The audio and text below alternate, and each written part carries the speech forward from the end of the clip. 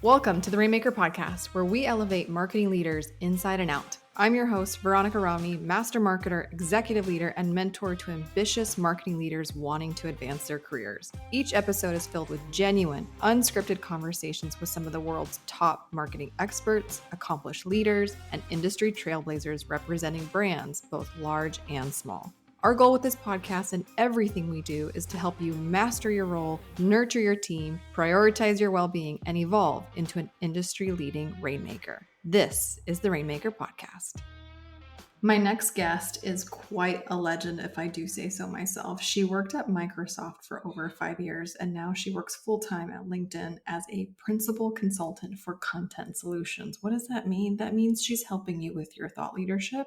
And you're going to want to take a listen to this episode if that's what you're interested in. My guest, Purna Virji, she's brilliant. And we get into the weeds of like, what does it mean to put yourself out there authentically in a way that's different than everybody else? Because some people feel like there's no new ideas. And so when trying to increase your visibility and credibility in the world, how do you do that while still simultaneously having a unique perspective? You're going to love this conversation. We get into like her top 3 things in being a thought leader in 2024, how she does it with a full plate, how she delegates it out. Like I asked her all of these questions that selfishly I wanted to know the answers to. And I can promise you that the answers that I got are answers that will help you in your thought leadership. So without further ado, please welcome Purna. Purna, welcome to the Rainmaker Podcast. Veronica, thanks so much for having me. I've been so excited to do this with you. I know it's been a minute since we got to hang out in the pre-pandemic days of like marketing conference, hanging out with friends, speakers. And I was saying this earlier, but I feel like this needs to be a shout out on air. I was like, the last time, Veronica, you and I met, it was Search Love Boston. And I remember being in this audience and like I had never seen you speak before, and then you walked on and you just like from your intro you were so strong, like literally everyone was like mouths open watching, hooked onto your talk, and I was like, I am stalking this woman for perpetuity because you're freaking brilliant and I want to be your bestie. So I'm so glad I'm on this podcast with you. Well, number one, that's extremely nice. Words of affirmation are my love language, so I'm like swooning. And then number 2, it's on camera, everybody. Yay! It's true. I'll say it as long. It was so true. Like ask anyone in the audience. So That's funny. So strong. Well, but the last time I did see you, you weren't working at LinkedIn, and now you're working at LinkedIn. And I have to like, you are the principal consultant, content solutions at LinkedIn. Like, what the hell does that mean? What do you do? Right? I know. I think it's like the most confusing job title Yeah, because what does that everyone's like, mean? wait, are you a consultant? Do you Yeah. work for LinkedIn? I remember I was once asked to contribute to some like article, and then they were like, no, we don't work with consultants. So back off. I'm like, I am a full-time employee. But I mean, Yes. anyway, there's not what's wrong with being a consultant in any case. But so net, what it is that the team that I sit on at LinkedIn is a sort of team of subject matter experts. We are somewhat of a consultancy that lives within LinkedIn.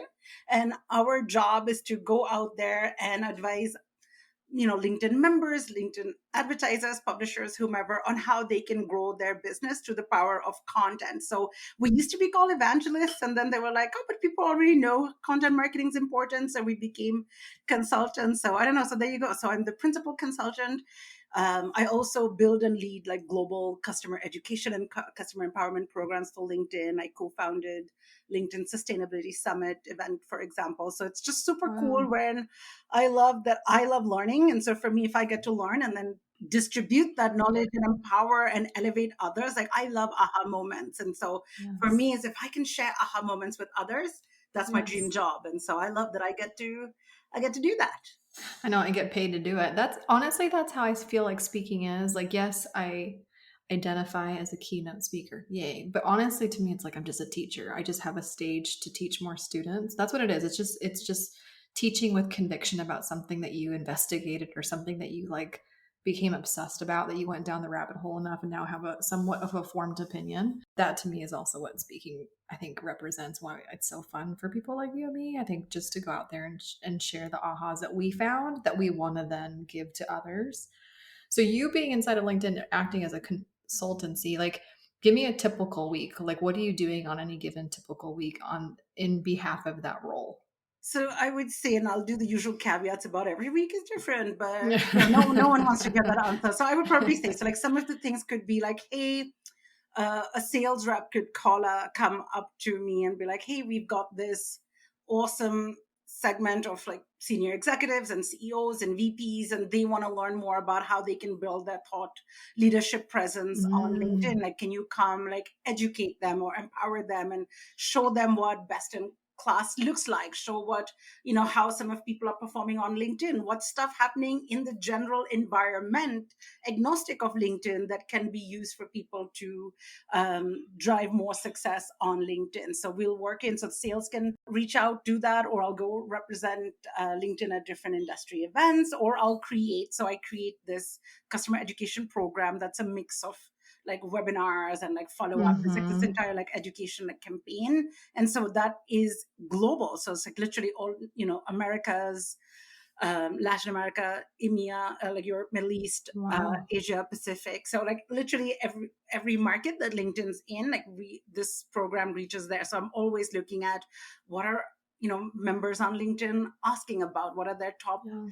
questions, what are issues they have, like how can I work with my like super phenomenally brilliant teammates, both within my direct team, but more so teams like the insights team or the measurement team or the API, to address really common concerns. So we're just like subject Mm-hmm. matter experts that get Mm-hmm. brought in to help share whatever knowledge. So if you think about it, topics like how do I balance my paid versus organic on LinkedIn, or how would I run a full funnel marketing strategy on LinkedIn, or how do I take advantage of all of these new formats, like there's document ads, there's newsletters. So those are all the things that me and my teammates tend to talk about. Or then I'll the program that I've built and lead is I'll pull in people from our insights team to be like, well, what are you seeing on LinkedIn? So hopefully Yeah. that helps shed No, it some more does actually. context. Yeah. No, it does. I think that actually makes a ton of sense. And I think so many companies are trying to keep up with the platforms. What works on Instagram Yeah. for thought leadership might not translate to another platform. They all have their, and they have their ways of representing self online on their platforms. But everything that I know about you and how much you love content, like I would imagine, correct me if I'm wrong, that like your wisdom, your teaching is maybe platform agnostic. Like good thought leadership is good thought leadership, or is that not true? Are you saying no, actually how you bring your thought leadership to the world can be different depending on the platform? I'm curious if that's even a conversation as well. So of course, like me as a sort of like marketer in general, everything that I teach, in fact, even my team were designed to share like, here's what you can do on LinkedIn and beyond. Because And beyond. we all, so it's so easy to fall into the trap on like, oh, I focus on PPC, so like PPC is all there is, or I focus on Yeah. SEO is all there is. And so what is that saying, that if you have a hammer then every problem looks like a nail? And so it's not the case. So for me, I've been very deliberate, but plus because of my background, right, I've worked scale up startups, agency side, in-house, search engines, social media platforms. Like I've seen marketing from like every different aspect. All And the to me, I'm things. just like, well, omni-channel is what you need. Omni-channel is the reality that everyone is doing. And so you have to think about what role you play in the sphere. Mm-hmm. And you've got to think about it. It's, what is they call it? It's just, you have to think about everything as a whole and not just one. Like I always pay attention to, if I do this here, what are the ripple effects? Like you've got to think 8 steps ahead at Yes. least. So for me, like my advice, my everything is platform agnostic. When people ask questions specifically about LinkedIn, of course, my job, my day job, and I'm, even if I take out my employee hat and I put on my consumer hat, I love the platform. I believe in it so much. And I'll put my money where my mouth is. When I Mm-hmm. had a book come out at the end of summer last year, and I was like, okay, well, I have marketed many things. I've never marketed a book, let alone my own book before. And so I'm Mm-hmm. like, where do I do it? I'm like, I've got to double down on LinkedIn. And so it became, there's no time. You're trying to be a parent, trying to be a good leader, trying to be a good strategist, trying to balance every hat. And I'm like, I'm not going to be able to be on like 5 different channels, or, put up Mm-hmm. like an email program and a this and a that. And Mm-hmm. if I do one thing, I pick LinkedIn, and it paid off so well for me, where my books are selling just like bananas level. Even my publishers like, and it's so rare, because you know this, as a I woman, do. it's already harder to sell books as a woman or as a Mhm. person of color, let alone. So you get that intersectionality. I'm like, I never expected it to reach the success. It's won 2 awards. So I mean, it's so, I'm very grateful to LinkedIn for that. That's what an amazing story. First of all, congratulations. I think book writing is so daunting and intimidating to me, and this is coming from somebody that people often tell me that I'm intimidating, but I'm intimidated by what you did, and to get the recognition that you more than deserve. I'm so happy for you. Honest to goodness, like what an endeavor. Oh, thank you. Thought leadership is an interesting topic to me. So again, what I do every single week will obviously bias the way in which I view the world. It is what it is, right? So I have found myself in the last couple of years, not necessarily on purpose, but just have found myself in the last couple of years working very closely with, online experts or podcasters or book authors or influencers, anything in that realm of, a personal brand or a personal brand business, right? Thought leadership obviously comes up a lot. And my people, I believe, have already shattered the statistic. Like less than 2% of entrepreneurs make $1 million or something crazy like that. So like they're already way past that. But then they see the thought leadership of the Seth Godins and the Mm-hmm. Gary Vaynerchuk's and, just the Mel Robbins of the world and the Jay Shetty's of the world. And so they're frustrated that, yes, they are a statistic already. They've already been drafted in the NFL, but they want to be the GOAT. They want to be the Tom Brady. They want to be the Patrick Mahomes. They want to be the statistic within the statistic when it comes to like, when you think of this, you think of me. Mm-hmm. When you think of shame and vulnerability, you think of Brene Brown. When you think of, you know what I mean? How does one go from a statistic to a statistic within a statistic? Like how do you, it's almost like a presidential candidate who won office for Massachusetts, but now there's a very intentional repositioning to win the whole country. Like, how do you do that? How do you take your thought leadership and take it to that next level where you've already maybe potentially outgrown a niche? I love that. That's such a good question and a way to ask that. And I would say it's a couple of things. Like, one is Yeah, I'm writing all really, the notes. Go ahead. okay. So maybe let me try to break it down into like 3 steps if I can. Forgive me if it's not three, but so I would say step one is like, what do you want to be known for? Like, what is the value for you? Like, what are those 2 or 3 like pillars or content buckets or whatever, whether you call it topic wheel, whether you call it, whatever the name is, what are 2 or 3 things you Sure. want to be associated for as your brand? Then the second thing I would look at is like, okay, who else is talking about it and how are they talking to your audience about it? Because remember, your audience doesn't just see you, as everyone knows, they are bombarded with a ton of different info. So then what's Mm-hmm. your unique angle? What's something that's really Mm-hmm. fresh that your audience like wants to hear or needs to hear, but maybe isn't hearing it as much? Like, what's the sort of gap that you could fill? So if you could identify like that's the gap that you have a expertise in and passion in. So let's say, for example, even if tomorrow I want to be known for interior design, but I have zero skills in it and I've got zero passion for it, just because I suck at it, right? Like if anybody hired me as an interior designer, I'd be like fired in like 5 minutes because it's not my area of expertise. It's not my area of passion. I would struggle and rip my hair out trying to come up with ideas for it. So for me, Mhm. I think about what really lights up my bones, what gives me that nerdy dorky joy. And like to me it Yeah. is marketing. Like I love marketing, and like to the end that my husband jokes that if somebody woke you up in the middle of the night and said go on stage and talk about marketing, I'd be like, yes please, I'd love to do that. I love to, just like you, I support like women in leadership and like supporting other women, especially from underrepresented backgrounds, Yes. like me. Like when I first started speaking, there was nobody that looked like me on stage, or rarely if ever.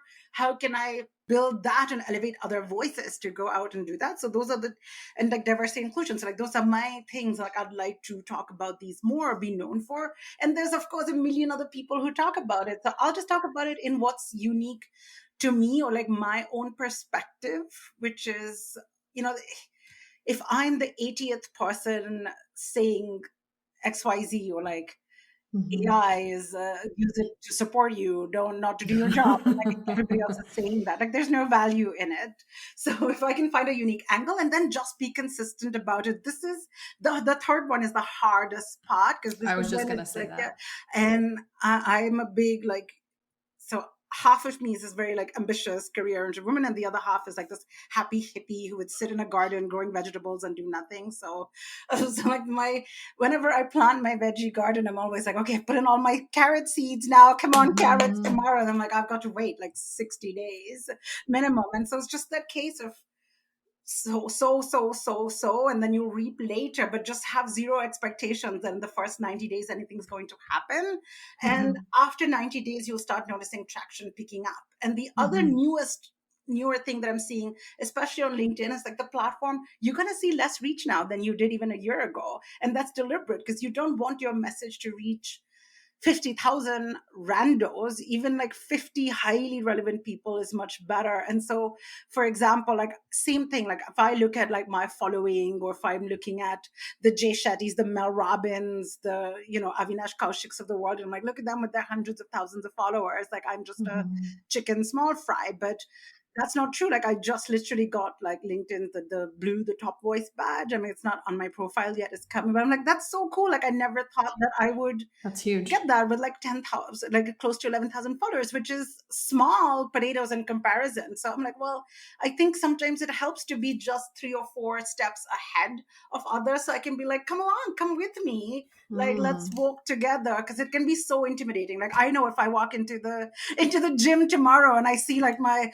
perfectly chiseled, super muscular, like lifting 100 pounds, like personal trainers to be like, why can't you do even one full sit up? And I'm going to be like, oh no, I feel so ashamed. But if it's maybe there's somebody to be like, don't worry, I got it. Like I lost some weight. I went from zero. I mean, I think my whole goal is that if I learn something, how can I extend my hand? Well, I think going back to your list though, I think you're spot on. Like one, knowing what you want to be known for, sure. And then of course, like I think a lot of people are very aware of what other people around them, I think, the competition, or they get really anxious around, people who've already done the thing that we want to do, or they'll have even arrogance that will come up like, I'm smarter than that person. So why does that person have that level of visibility and household name status? But I feel like I'm more proficient and earned expertise in this category. But the one thing that I think a lot of people get, where like for sure, like the machine just comes to a halt, I think is number 3, having that unique angle, because it's like there's no new ideas. And so how does one, I mean, especially in a really marketing, you and I both love dream. Other than my husband, I've been the longest relationship I've ever had is with marketing. Like it's a love affair, right? So I'm with you, but like what could little old me, I know I sound like Taylor Swift, but like what could little old me say differently that hasn't already been said a bazillion times? Now, mind you, I say that because I actually know that you can leverage the psychology of novelty to make old things feel new again. But I think that's where most people get really radically stuck, is what is my unique perspective? Where is that gap? What could I say differently that hasn't already, like when AI, mind you, I know you were on AI before the masses because of Microsoft, your background, but when AI like blew up last year, everybody was racing to grab the AI expert title. I'm an AI expert. But I thought you were known. Nope, not anymore. I'm the AI, because everybody was racing to grab that top thought leadership position for AI. It bothers me. Hey Rainmakers, it's Veronica, and we'll get back to today's episode. But before that, I have an exciting invitation for all of you aspiring, ambitious marketing leaders. If you are serious about advancing your career in marketing and you're looking for an expert to give you some personal insights, guidance, tips, then I'm going to invite you to schedule a free Pathway to Promotion call with me. This is a special one-on-one call with just you and me to discuss your current roadblocks in your career, your long-term aspirations and ambition, and the next best step for you and your personal promotion. Head to pathwaycall.com or click the link in my show notes to schedule your free Pathway to Promotion call. Now back to today's episode. So how does somebody authentically, with an integrity, genuinely like find their unique angle and hook when it feels like nothing is really truly new anymore? Like how does one stand out with integrity still? That's a deep question. It is. And then that requires self-reflection, both on your, mainly I think it would come down to your motivations.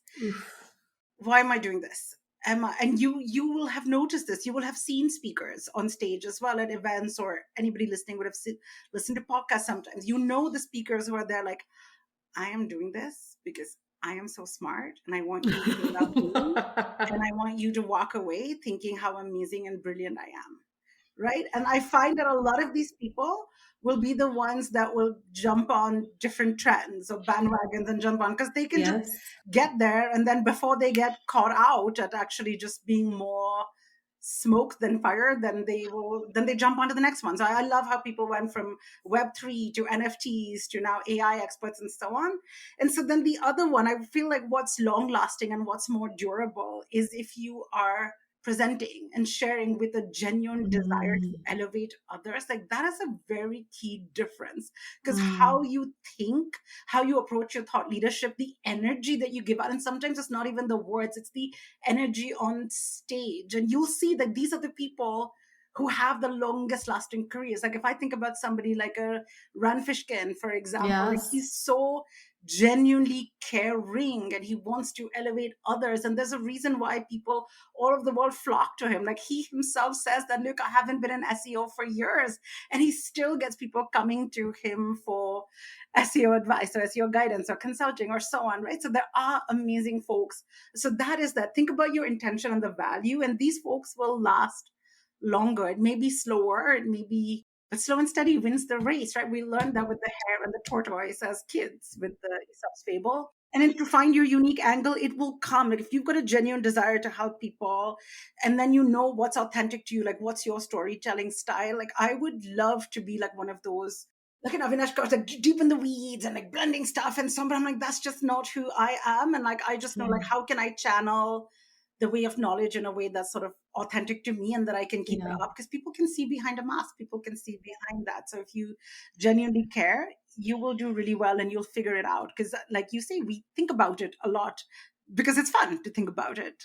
It is. And I actually really appreciate that reminder because I think I was telling you before we turned the podcast on that like I am getting back on physical stages again. I'm doing more, keynoting than I have in the past when everything COVID, virtual retreats, all the fun things. And I've been doing a lot of more intimate moments in my career. And now I'm getting back out on like more larger stages, which is really exciting.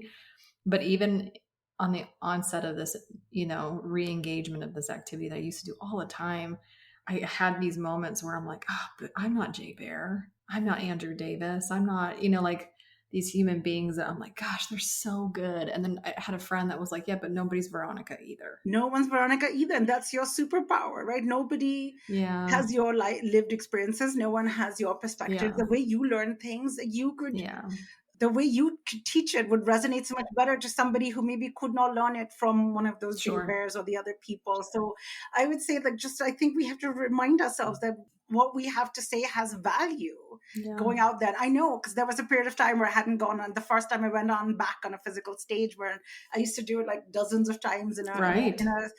in a month, to now going after ages, it was so overwhelming. But then it feels so good because that Mm-hmm. energy in the audience and Mm-hmm. It's a the high. feeling back and forth is just, there's not no better feeling in the world. Like if my only job was just Purna, go out there on every Same. stage and like educate others, I'm like, God, thank you. Like there, I will ask for nothing else. So It's so funny. I'm so with you. First of all, just for the record, I've actually never done drugs. I'm like super boring. I don't drink. I don't do drugs yeah, at all. But it feels like this really pure natural high because I'm so it's not nervous. It's like I such a, like this energy in my body that I just really want to do really well. Like, oh, I want it so yeah, bad just to like Beyonce slay. And then so I get all worked up and oh my gosh, and then I do it, and then as soon as I'm done, I'm like, let's do it again. Like it's like the roller coaster. You want to just get back on the front row and do it again and scream your head off. And it's a high, it's a co-creation experience. Like depending on the audience that you're speaking in, it even if it's the same keynote or the same speech, it feels different every time hmm, because depending on what the audience is feeding you and how you're playing off of them and the jokes in the room. Oh, it's just the best. it's the best feeling in the world. Yeah. It's the best. Okay, I want to talk about content from a really practical execution way because like LinkedIn, I love you, but don't judge me. I feel like I've given a lot of attention to Instagram in the last couple of years because I felt like that was the thing to chase for a lot of personalities. And I'm really kicking myself now that I like neglected LinkedIn as long as I have. And then getting back on the LinkedIn horse, I'm like, oh, like, thought leadership is still time consuming. But also the best thought leadership, I think, is authentic and it takes time. So like where does your stance when it comes to the delegation of this? Like, I know there's a ton of agencies that will do it or providers that will do it or help you. Like, where have you seen, because I get that question all the time. Like people ask me like, what's the best social media teams look like inside these big names, and they have these mass followings. So I wonder if you kind of get the same question, like, what is the execution of LinkedIn thought leadership look like and done well in today's marketplace? So one will be just clarity on why and whom. And it's Mm-hmm. always a mix of coming from the brand voice and the people's voice.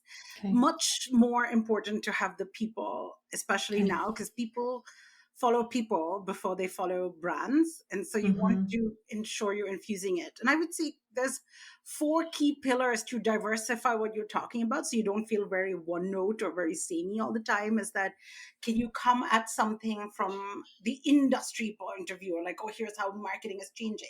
Can you come at it from an actual like product point of view? So whether you are an agency or you have an actual tool, you can be like, here's how I use this to stand out or differentiate myself in the all the changes in the industry. One is the people, so that can be your people, or here's Mm-hmm. something new that somebody did, or here's I love, for example, where Microsoft did this. And I use this example. Now people are going to be like, well, I don't have Microsoft budget, but actually you don't need to.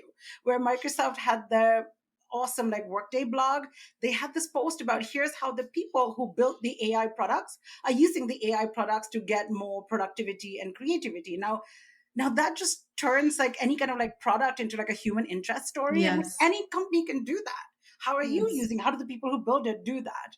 And then the fourth is literally just like case studies, testimonials, like your social proof, that stuff. So try to balance these four angles and aspects coming from the human point of view. Like, so how you may talk about a subject as the leader of your organization may be different than somebody in the weeds. Like one of my favorite examples is from SEMrush, right? Last year they were coming up with a brand new like AI based offering, and then SEMrush, the company, posted it out. Then Olga Andrienko, who's their VP of brand marketing, did Mm-hmm. another She's post. lovely. Yeah, I love Olga.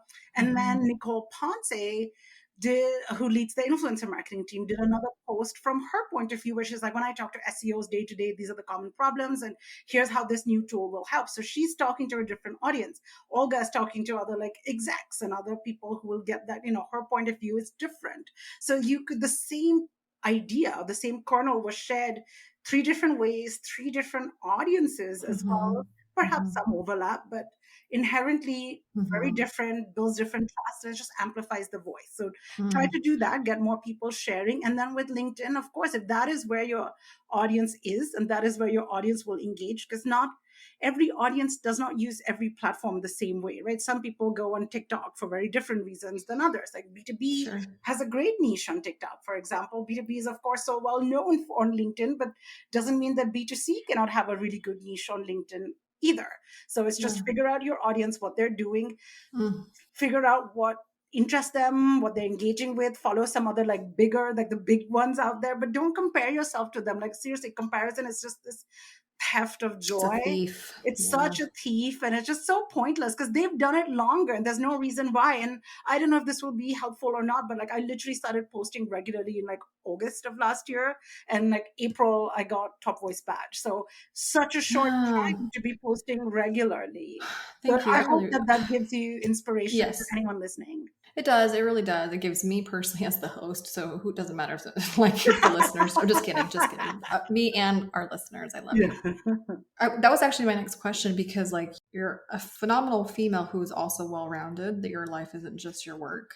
But with that said, how on a really practical way, how do you find the space and the time? Like what have you hacked your way so that you could be consistent between August and April? Like when do you go on LinkedIn? Like if I could like shadow you as like a baby content creator, how do you do it? How do you get your voice and your unique perspective out there?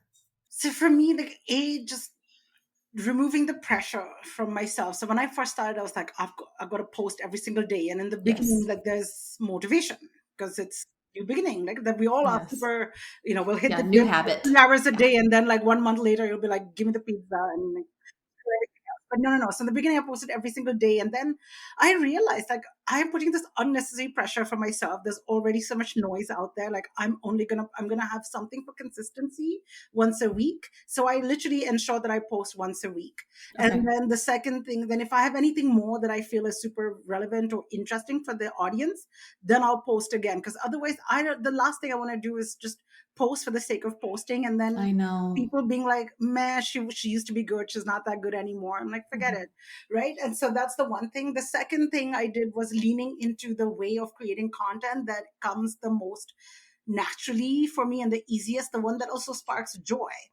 And for me, that's speaking. You could probably tell by now, Veronica, that I Mhm. could talk your ear off for hours. You're an external processor. You like to Yes, verbalize your thoughts. Yes, I can totally exactly. tell your I style. talk to think versus the think to Mhm. talk. The more, the more this is people that I always look up to, and I'm like, why am I verbal diarrhea? But no, I like. I'm an external processor, exactly as you said. So I'll just sit there and I'll just record a video, and it's actually so much fun for me because I've also realized, like as you get older, you realize you've got to know yourself and like what Yes. energizes you versus what drains you. And I'm just going to lean into what energizes me. And so if I I can love batch, that. so maybe on a weekend, we work remotely most of the time, like I will be sitting there in my scruffy pajamas, and then it can get Mhm. quite demoralizing if you do that for a long time. Mhm. So I'm like, hey, I should actually get up, do my hair and makeup Mhm. and so on, and like record a couple of videos on a weekend day, and then I can batch create if it's not anything too hard. So I'll try to find pockets of time in my week that I can find efficiencies. But I'm always thinking of ideas. If I hear something, I'm like, that was so cool. I'll just jot it down in my phone app. I'm like, idea for a video or idea for a post. Mhm. And so that I way love that. so then I'll just go back, and then when I'm like, okay, I've got a couple of hours today, I'll record a video or two or write out a post. I'll just go back to my handy list. So that way it's Yeah. just your swipe file, right? It's nothing, it's not a new concept. It's Yeah. just trying to hack what comes easily for me, because Mhm. you can do it all but not at the same time. And Agreed. I don't want to. There's so many times like earlier in my career, if I'm like, I sacrifice time away from my kid or from Mhm. family, and you're just so like one track, like balance is what's important. It allows me to be more productive and show up stronger when I'm also rested. Yeah, no, I messenger style is everything. I'm with you 1000%. I work with a lot of people that their style is written like gosh, they can just like Jay Akunzo in the written Mhm. form is like so good. And he's also, by the way, simultaneously a great speaker, but he just has this like, for me, I am also too a conversationalist, but what I've learned about myself is I can't do it without anyone else. Like I have to feed off the energy even of one person. So like me vlogging or YouTubing is so difficult for me. Even like me getting on stories is so hard for me. Why? Because there's no interaction with anyone else.